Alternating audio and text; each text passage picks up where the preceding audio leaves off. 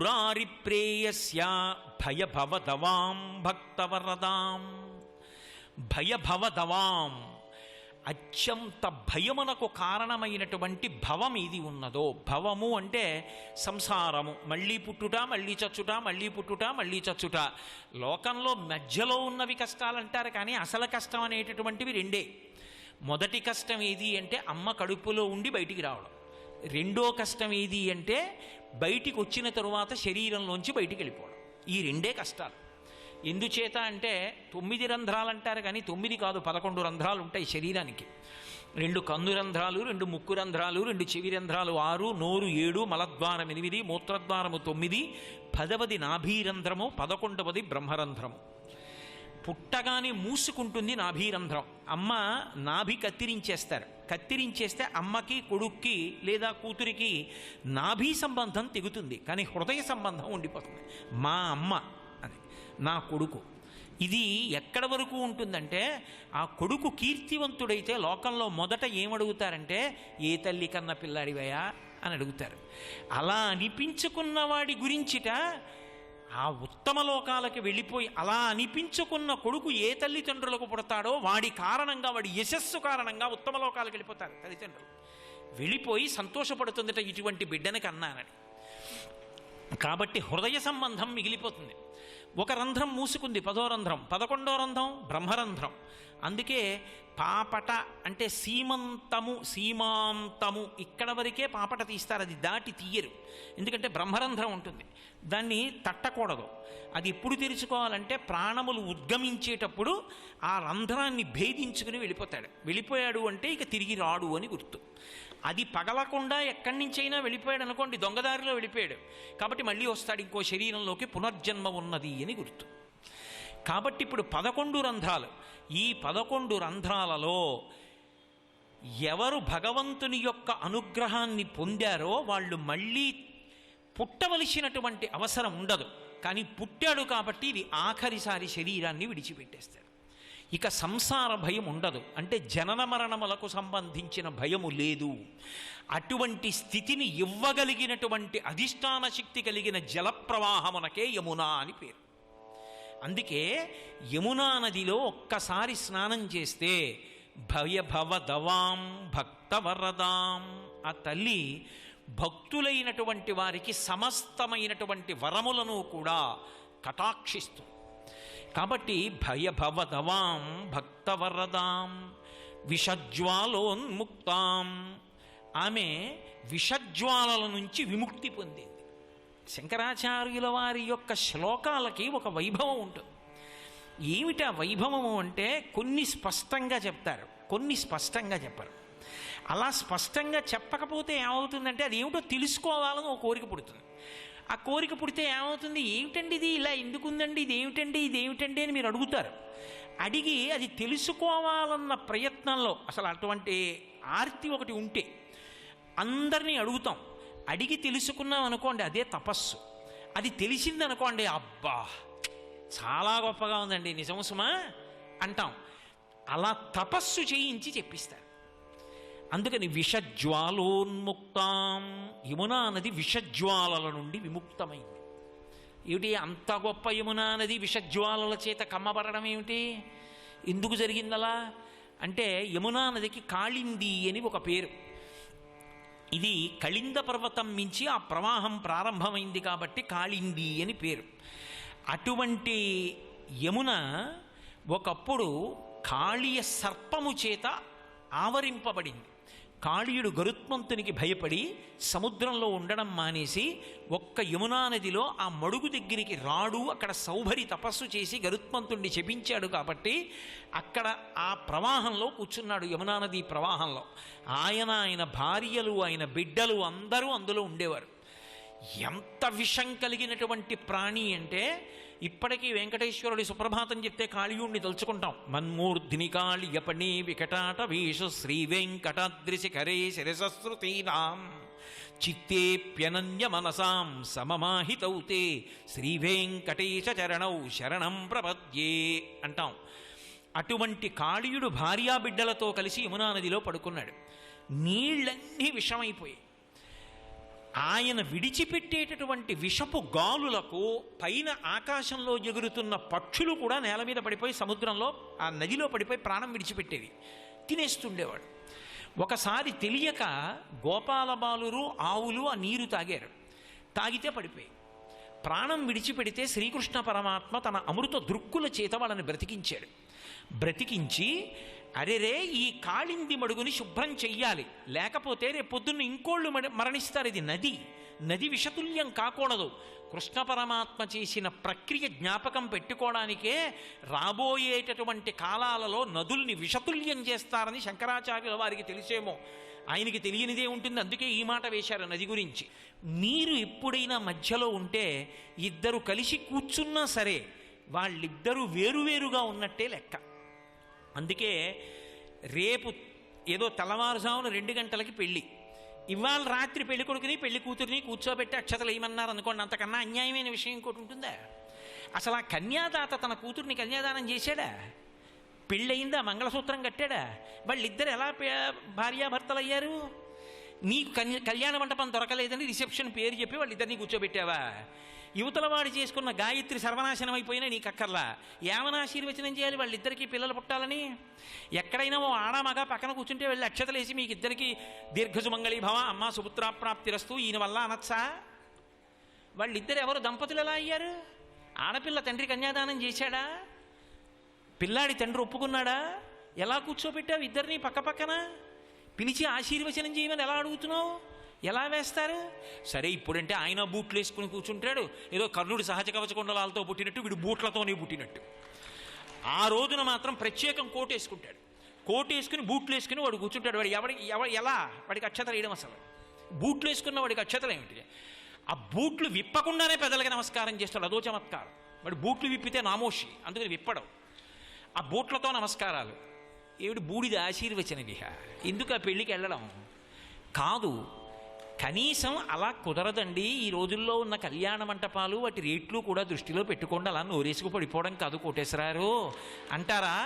మధ్యలో జలకుంభం పెట్టాలి. పెళ్లి కొడుకుని పెళ్లి కూతుర్ని కూర్చోబెట్టి మధ్యలో నీళ్ల బిందె పెట్టాలి.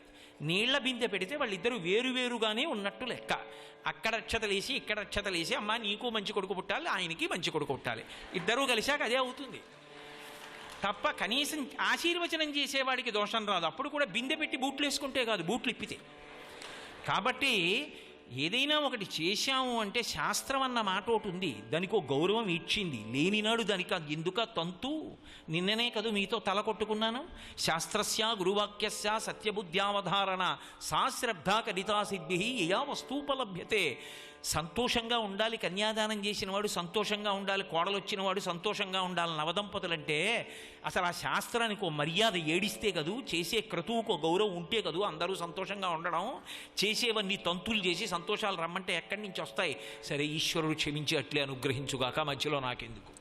కాబట్టి తపనతనయాం తాపశమనీం, ఆ తల్లి యమునా నది అడ్డొచ్చింది. యమునకి అటు వెడితే నందవ్రజం, యమునకి ఇటు ఉంటే మధుర. రెండు విడివడతాయి నీటి ప్రవాహంతో. ఎందుకో తెలుసా? నీటితో ఎందుకు వేరయ్యాయంటే యమునతో మధురని కంసుడు పరిపాలిస్తాడు. మధురమైన కోర్కెలతో ఎప్పుడూ ఏవో అనుభవించడం తప్ప భగవంతుడు అక్కర్లేదన్న వాళ్ళందరూ మధురలో ఉంటారు. కంసుడు పరిపాలిస్తాడు. ఆ నీరు దాటావా నందవ్రజం ఉంటుంది, అక్కడ నందుడు ఉంటాడు, యశోద ఉంటుంది.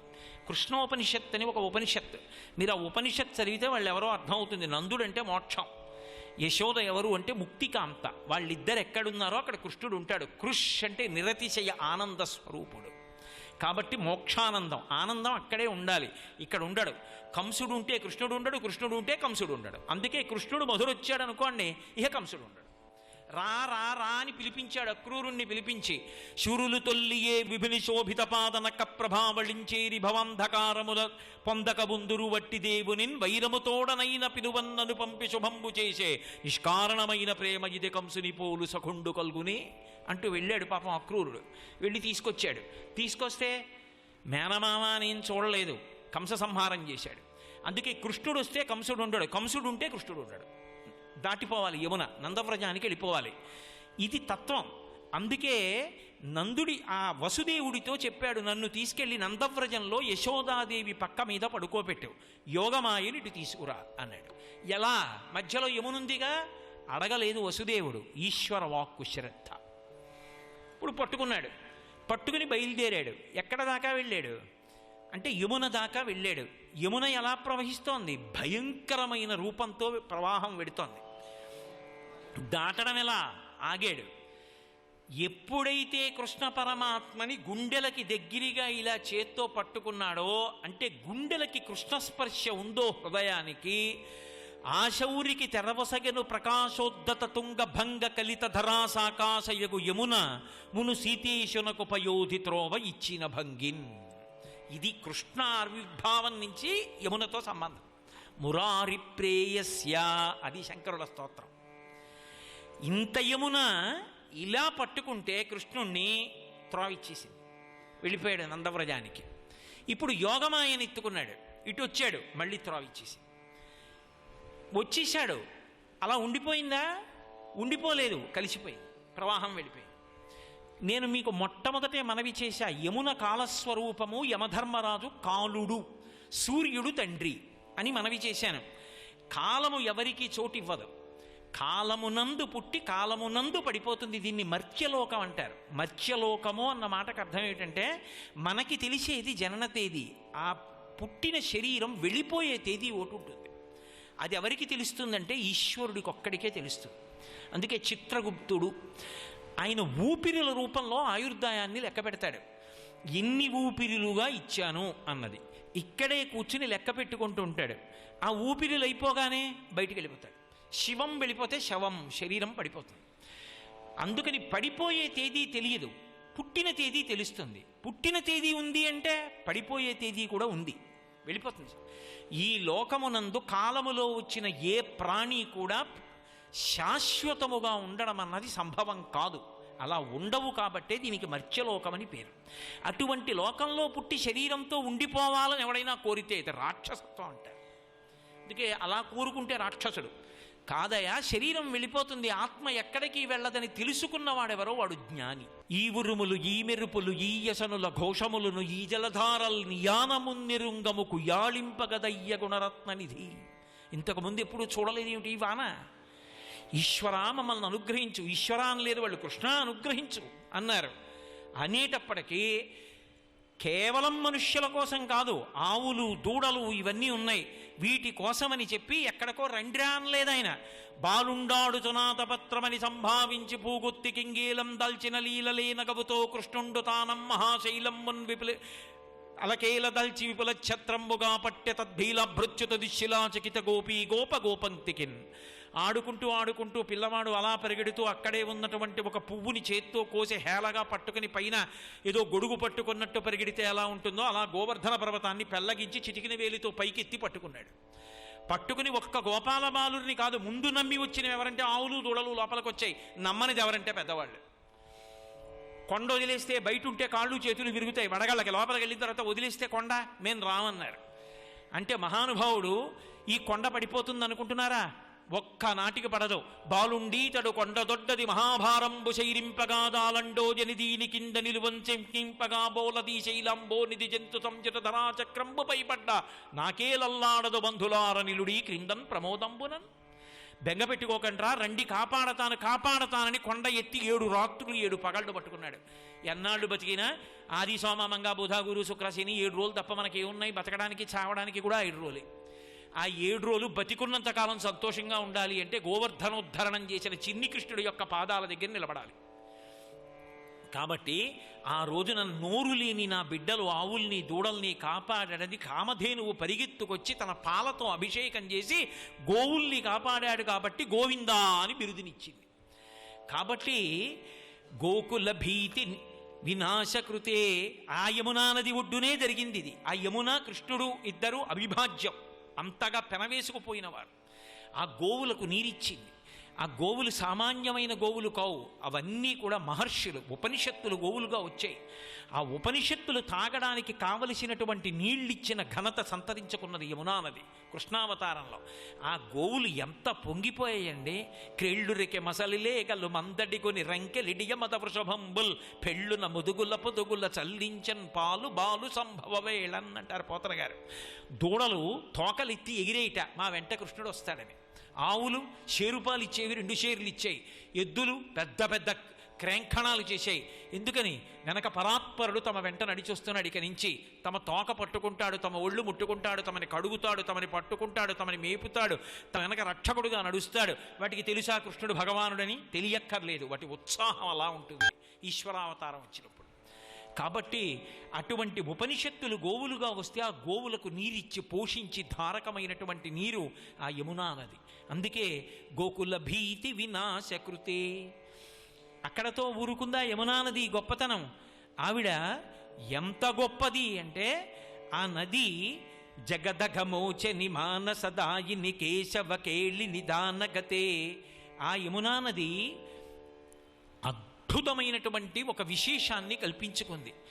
జగదగమోచని మనుష్యుల యొక్క మనస్సులలో ఉండేటటువంటి పాపములను, వాళ్ళని పట్టి ఉన్నటువంటి పాపరాశిని తన దగ్గరికి వచ్చి తనలో గ్రుంకులిడినా, తన పేరెత్తినా, తన అష్టకం చదివినా, తనని స్మరించినా పోగొట్టి కాపాడుతుంది. జగదగమోచని మానసదాయిని.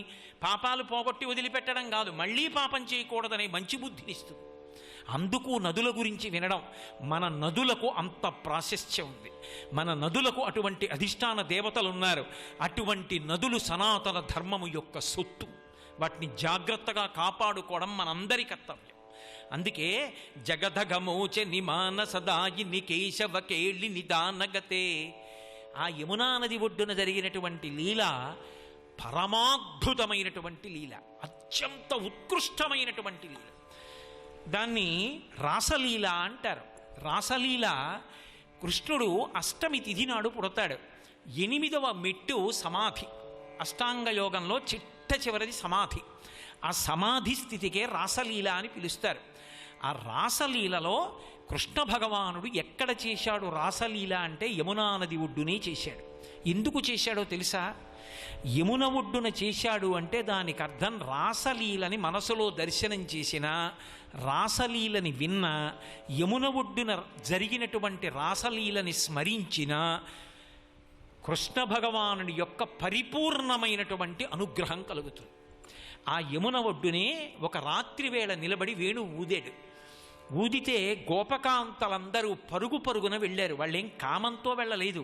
వాళ్ళు చెప్పుకున్నారు, సిరికి నిదాన చిహ్నముల చేయుభవచ్చరణారవిందముల్ సరసిజ నేత్ర మా తపము సంపద చేరితి విటకేలకున్ పోమగలేము మా మగల మాటలనొల్లము పద్మగంధముల్ మరగిన తేటులితర కుసుమమ్ముల చెంతకు పోవ నేర్చునే అని అడిగారు వాళ్ళు. మీ దగ్గరికి ఎందుకు వచ్చామో తెలుసా? కొన్ని కోట్ల కోట్ల జన్మల నుంచి దారి తప్పి తిరుగుతున్నాం. ఇంతకాలానికి కృష్ణ నీ యొక్క వేణునాదం ఏమిటో అర్థమైంది. మేం పరుగు పరుగున నీ పాదముల దగ్గరికి వచ్చాం. నువ్వు మాకు పతి అంటే మాకు గతి, నిన్ను మేము పొందాలి. మళ్ళీ పతులు వెళ్ళిపోమ్మని అనకు. అది కామంతో అనుభవించిన లీల కాదు, పరమాద్భుతమైనటువంటి లీల రాసలీల. అష్టాంగ యోగంలో 8వ మెట్టు. కాబట్టి మళ్ళీ వెళ్ళిపోమ్మని అనకు, మాకు సంసారమొద్దు.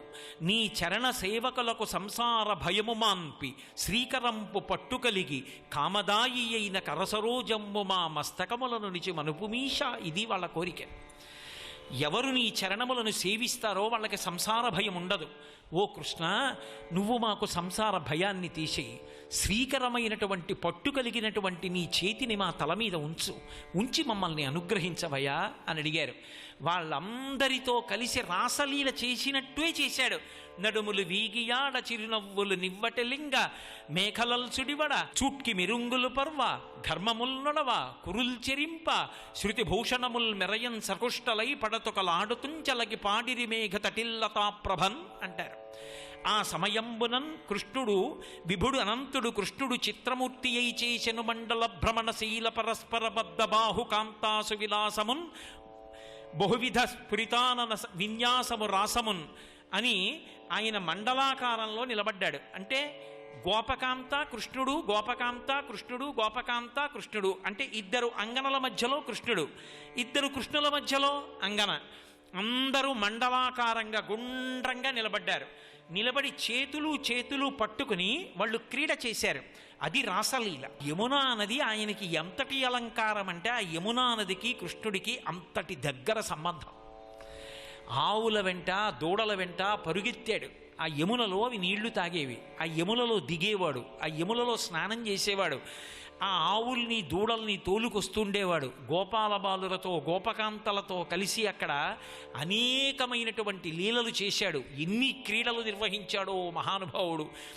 ఆ యమునా నది జలాలు తాగి ఆ యమునా నదిలోకి ఆవుల్ని దూడల్ని దింపి వాటిని శుభ్రంగా కడిగేసి సాయంకాలం వేళ ఇంటికి తోలుకొస్తుంటే కొన్ని లక్షల ఆవుల మందలు నడుస్తూ ఉండేవి.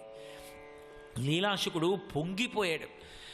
గోధూళిధూసరిత కోమల గోపవేషం గోపాల బాలక శతైరనుగమ్యమానం సాయంతనే ప్రతిగృహం పశుబంధనార్థం గచ్చంతమచ్యుత శిశుం ప్రణతోస్మి నిత్యం అని. ఆ యమునా నదిలో ఎన్ని ఆటలాడాడో, ఎంతమందితో ఎన్ని ఆటలాడుకున్నాడో. ఆఖరికి ఆయన ఏ గోపాల బాలురతో ఆడుకున్నాడో ఆ గోపాల బాలుర పట్ల బ్రహ్మదేవుడంతటి వాడు అసూయ చెందాడు.